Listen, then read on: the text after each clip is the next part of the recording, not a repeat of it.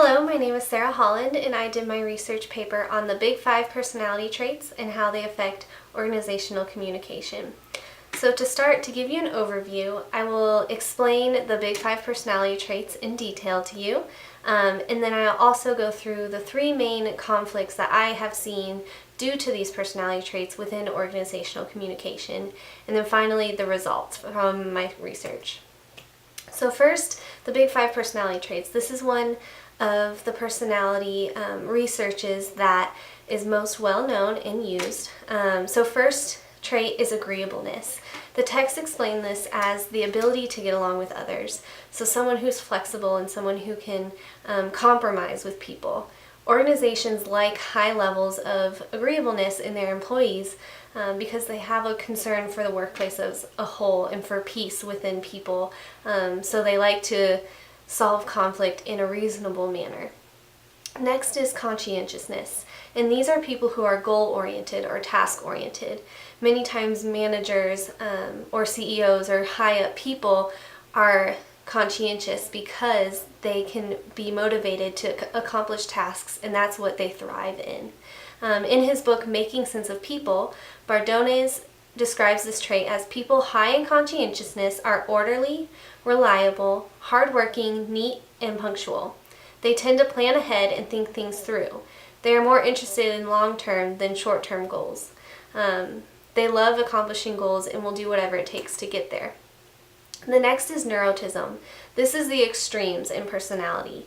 Submarian, Gopolishgak, and Thiamol explain that people who are more neurotic have high negative emotions such as anger, fear, and anxiety. It is also known as emotional stability factor. So people with low levels of neurotism handle stress better, and then people with high levels of neurotism do not handle stress well at all. They get overwhelmed easily and typically should not work in high stress environments. Next is extroversion, and this is the most common known personality trait. It's extrovert versus introvert.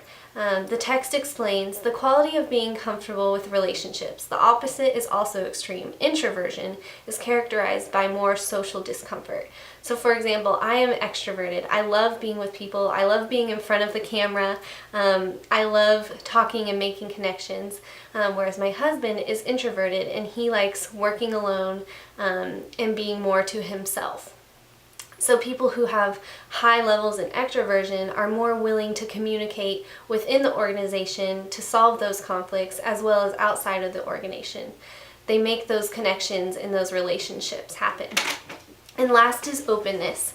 And this is someone who's open to change and new ideas. They're more flexible, they're willing to compromise, they're not stuck in their ways, and they have a bigger idea of a bigger picture. Pappas says, people who are high in openness enjoy adventure. They're curious and appreciate art, imagination, and new things. The motto of the open individual might be, variety is the spice of life. So knowing those five personality traits, I was able to narrow it down into three main areas of an organization communication where conflict highly occurs because of these personality traits. The first is conflict management. So between employees, if tension or conflict arises, the error here is because different personalities process and perceive a conflict differently.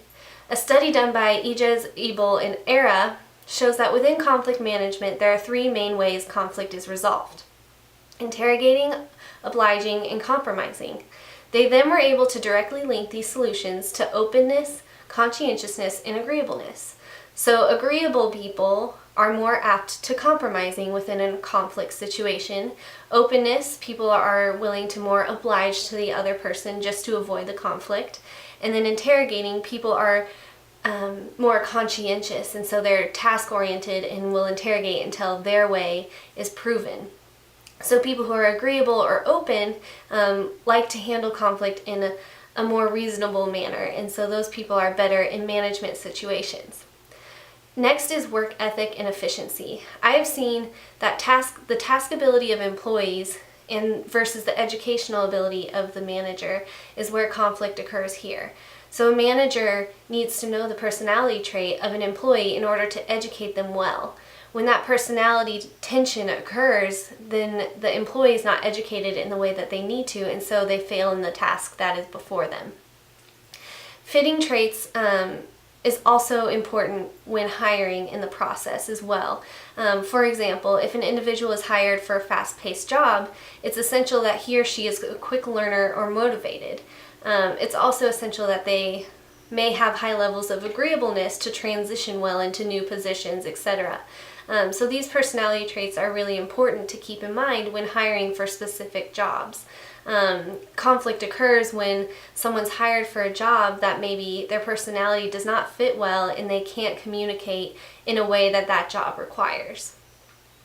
And the last one is teamwork. Buchanan explains team composition variables, including personality characteristics of team members, need to be carefully considered so that the transition of work from individuals to teams results in performance improvements. If a team has a wide variety of different personality traits of all 5 of the big 5, the team is more efficient because they have all levels covered. They have someone who's open to new ideas, someone who's task-oriented to accomplish it, etc., etc. And then if someone has a team that is just neurotism people, more anger and more anxiety and fear is going to create more communication conflict. So it's good to have a balance there within teamwork. So the communication conflict is when there isn't a variety and there isn't a balance. So the results that I have seen here within the personality traits is 1, know how each personality perceives and processes conflict differently. Conflict can be avoided or resolved quicker if you know the personality traits of each other and know how to resolve that quickly. Next, personality can benefit types of positions if placed correctly. Hiring managers should take into account personality strengths and weaknesses and place people in a way that they can really thrive in the organization and communicate clearly and be understood because of their personality. And next, teamwork thrives when there is an even balance of personality, as I explained. And last but not least, God created each and every person with their personality to benefit the kingdom as a whole. And so know your people and highlight their gifts and their strengths within communication, and conflict will be less and less because people are thriving in who they are and who God created them to be. So to conclude, conflict can be resolved by knowing personalities and highlighting each in their strengths and weaknesses. Thank you.